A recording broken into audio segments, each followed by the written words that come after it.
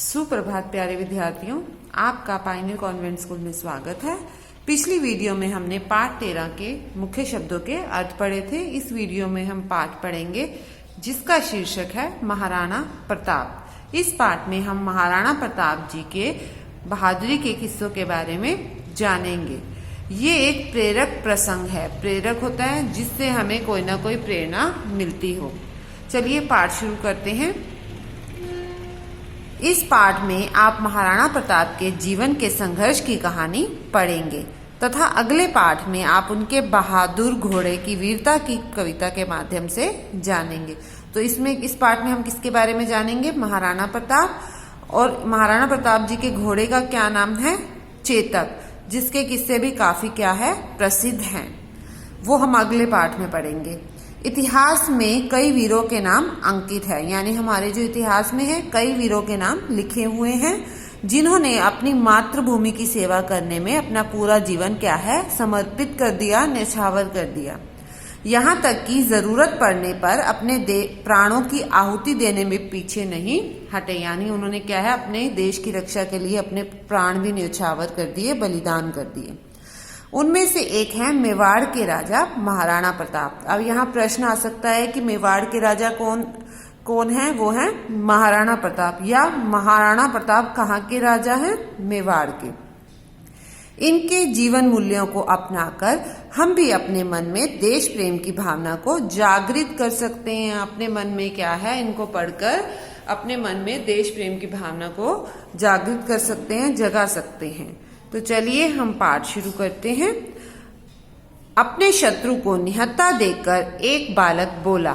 अब यहाँ पे बालक की बात को ज्यों का त्यों रखा गया है ना, तो यहाँ पे क्या है, योजक चिन्ह लगा हुआ है, हाइफन लगा हुआ है और दोहरे उद्धरण चिन्ह में बात को लिखा गया है। अब वो क्या लिखा गया है? अपने शत्रु को निहत्था देकर एक बालक बोला। शत्रु कौन होते हैं? हमने मुख्य शब्दों के अर्थों में वैसे पढ़ लिए हैं। शत्रु होते हैं दुश्मन। निहत्था यानी बिना हथियार के।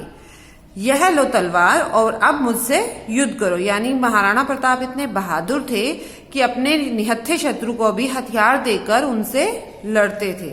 मैं तुम्हारा शत्रु हूं फिर भी? हाँ, क्योंकि मेरी माँ ने मुझे सीख दी है कि हमेशा बराबरी के स्तर पर युद्ध करके ही जीत हासिल करो। इसलिए मैं अपने पास 2 तलवारें रखता हूँ। अब यहाँ पे महाराणा प्रताप जी कितनी तलवारें अपने पास रखते हैं? 2 तलवारें। यदि सामने वाला निहत्था हो तो मैं उसे अपनी दूसरी तलवार देकर क्या है, बराबरी का युद्ध करता हूँ। यानी वो निहत्थे पे वार नहीं करते, उसको भी दुश्मन को भी क्या है, तलवार दे देते हैं। अब हम दोनों के पास तलवारें हैं, अब बराबरी का युद्ध होगा। ये बात कौन कह रहा है? ये बात महाराणा प्रताप अपने दुश्मन से कह रहे हैं जिससे वो युद्ध करते हैं। यह बालक कोई और नहीं महाराणा प्रताप थे। वह माँ जिन्होंने महाराणा प्रताप को यह सीख दी थी वे थी रानी जयवंता बाई। अब यहाँ पे प्रश्न पूछा जा सकता है कि महाराणा प्रताप जी की माता जी का क्या नाम था? रानी जयवंता बाई। और वह पिता जिन्होंने उनको वीरता का पाठ पढ़ाया वे थे राजा उदय सिंह। अब माता का नाम क्या आया इसमें? जयवंता बाई। और पिताजी का क्या नाम है? उदय सिंह। प्रताप बचपन से ही अपनी वीरता, साहस होता है बहादुरी और शौर्य के लिए पूरे राज्य में प्रसिद्ध थे, यानी वो फेमस थे काफी, इतने वो बहादुर थे। कौन थे? महाराणा प्रताप। वे स्वाभिमानी एवं स्वतंत्रता प्रिय थे, यानी उनको क्या है, आजादी पसंद थी, वो किसी के अधीन काम नहीं कर सकते थे। उनका जन्म वर्ष 1540 में मेवाड़ के राजवंश में हुआ था।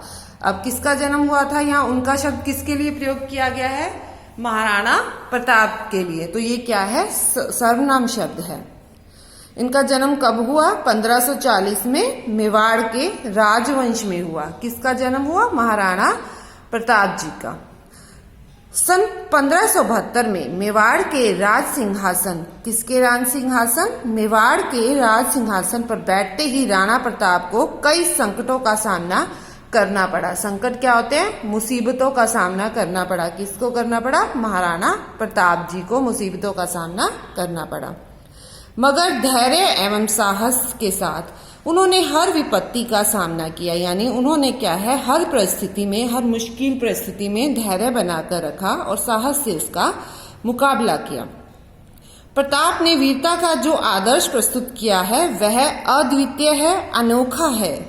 उन्होंने जिन परिस्थितियों में संघर्ष किया वे वास्तव में जटिल थी, जटिल होता है बहुत ज्यादा मुश्किल वाली थी, लेकिन उन्होंने हार कभी नहीं मानी।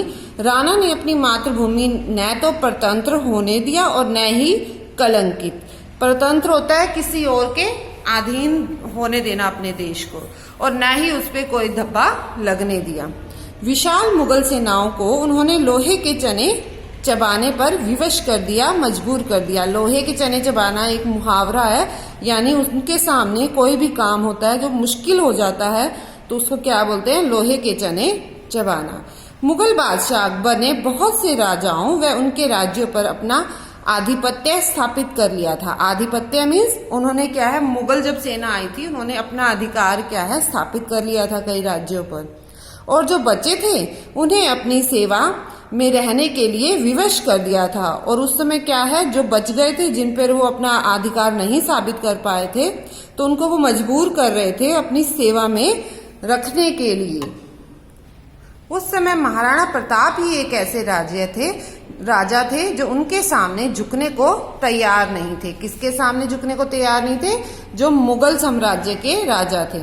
जबकि मुगल बादशाह उनके राज्य को जीतकर अपने साम्राज्य में मिलाना चाहते थे। किनके राज्य को? राणा प्रताप जी के राज्य को अपने राज्य में मुगल बादशाह मिलाना चाहते थे। इस उद्देश्य से अकबर ने बड़ी सेना भेजकर राणा प्रताप से लड़ाई छेड़ दी। अकबर कौन थे? मुगल बादशाह थे। राणा प्रताप युद्ध कौशल में निपुण थे, यानी वो युद्ध कला में क्या है, वो बिल्कुल ही निपुण थे, अच्छे थे। वे अकबर से वीरता से लड़े। अकबर ने प्रताप को हराने के लिए कई प्रयास किए, कई कोशिशें की, लेकिन मुगलों को सफलता हासिल नहीं हुई। महाराणा प्रताप की इन सफलताओं के पीछे उनकी वीरता और शौर्यता ही थी, यानी वो इतने वीर थे, इतने प्रसिद्ध थे शौर्य को लेकर कि मुगल बादशाह जो है उनके सामने जीत नहीं पा रहे थे। हल्दी घाटी में, अब हल्दी घाटी एक जगह है, वहां पे जो घमासान यानी भयंकर युद्ध हुआ था, वो प्रताप को यह स्वीकार नहीं था कि उनके राज्य का विलय मुगल साम्राज्य में हो। विलय होता है कि जो उनका राज्य था मेवाड़, वो मुगल साम्राज्य में नहीं मिलाना चाहते थे, इसलिए उन्होंने भयंकर युद्ध किया, घमासान युद्ध किया मुगल साम्राज्य के बादशाह के साथ। इसलिए बहुत कम सेना होते हुए भी उन्होंने हिम्मत नहीं हारी। एक तरफ जहां हल्दी घाटी का युद्ध में मुगलों की सेना ने 80,000 से अधिक शामिल थे। कौन शामिल थे? 80,000 से अधिक सैनिक शामिल थे। वहीं राणा प्रताप की सेना 20,000 सैनिक से भी कम थी। कहाँ तो वो 80,000 और कहाँ उसके 20,000 सैनिक भी कम थे महाराणा प्रताप के। इतिहास के इस भयानक युद्ध में कई शक्तिशाली राजपूत राजाओं और सहयोगियों ने प्रताप का साथ छोड़ मुगल बादशाह अकबर से संधि कर ली थी। यानी वो जो है महाराणा प्रताप को छोड़कर कई राजा थे जो उनके सहयोगी थे, वो किसके साथ मिल गए थे? मुगल बादशाह अकबर के साथ, अपने प्राण बचाने के लिए। लेकिन जो प्रताप है वो अपनी प्रजा होती है जब वहां की जनता है, मेवाड़ के वहां के लोग, अपनी प्रजा की शक्ति का भरपूर सहयोग मिला।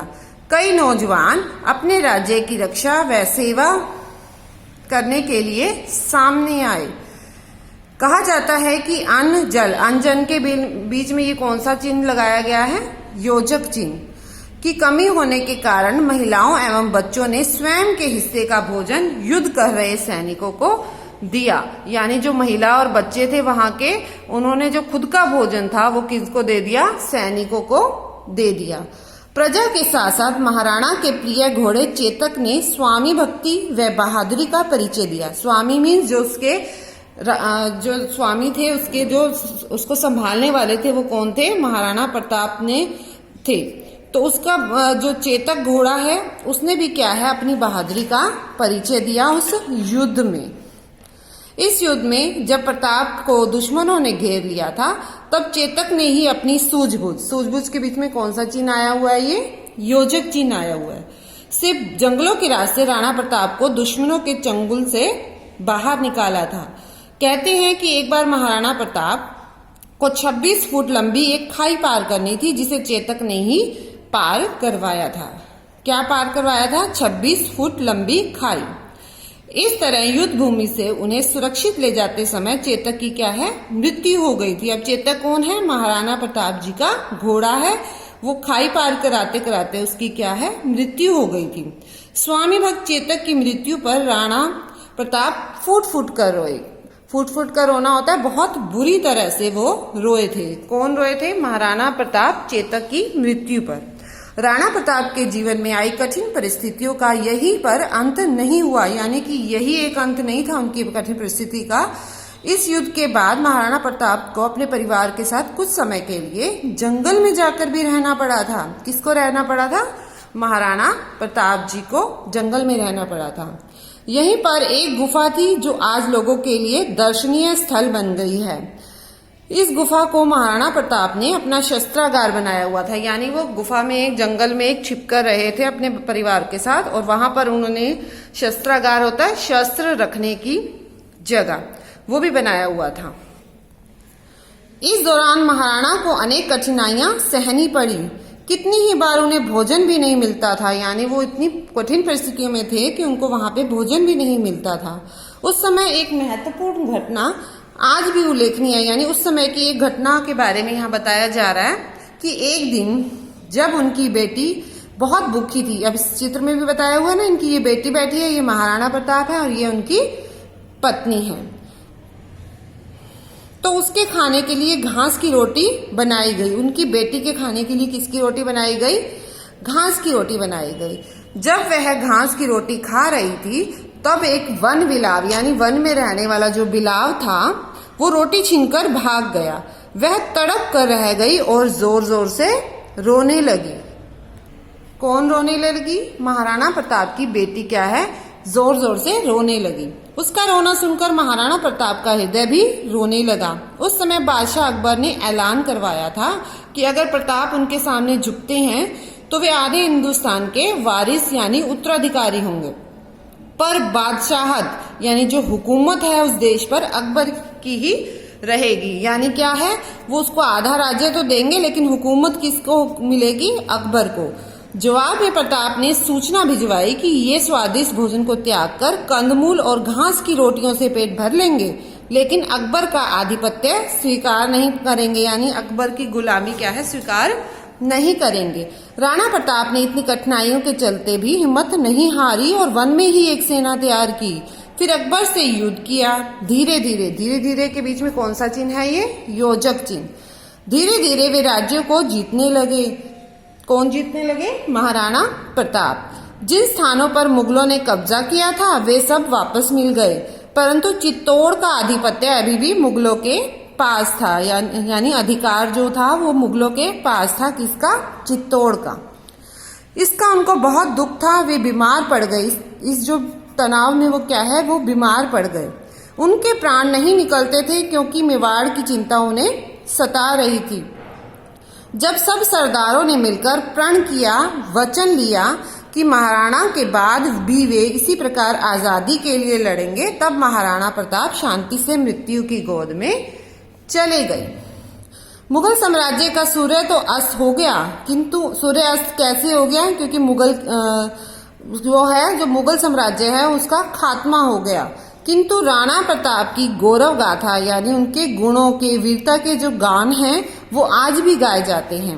कहा जाता है कि राणा के देहांत यानी कि मृत्यु की खबर सुनकर स्वयं अकबर की आंखें भी भर आई थी कि वो इतने बहादुर थे। आखिर तक बहादुरी से क्या है?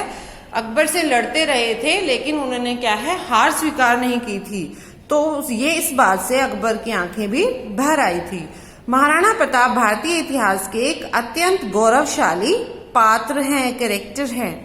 उनके त्याग, शौर्य और राष्ट्रभक्ति की तुलना यानी कंपैरिजन होता है ना, तुलना किसी से भी नहीं की जा सकती। वे आज भारत में शौर्य, साहस और स्वाभिमान का प्रतीक बन गए हैं, एक सिंबल बन गए हैं कि जहां पे भी बहादुरी की बात आती है महाराणा प्रताप जी का नाम लिया जाता है। इस पाठ से हमें सीख मिलती है कि वीरता, शौर्यता, समर्पण समर्पण होता है अपना सब कुछ क्या है किसी को दे देना, यानी उन्होंने अपने देश के लिए अपना सब कुछ समर्पित कर दिया था, तो उसको क्या बोलते हैं? समर्पण। सेवा भाव तथा कठिन परिस्थितियों के समय भी अडिग रहना, यानी अपने जो बात है उस पर बने रहना ही क्या है? बहादुरी है। तो आपको ये पाठ समझ में आ गया होगा। आपका जो इसके साथ गृह कार्य दिया हुआ है वो आपको करना है। धन्यवाद।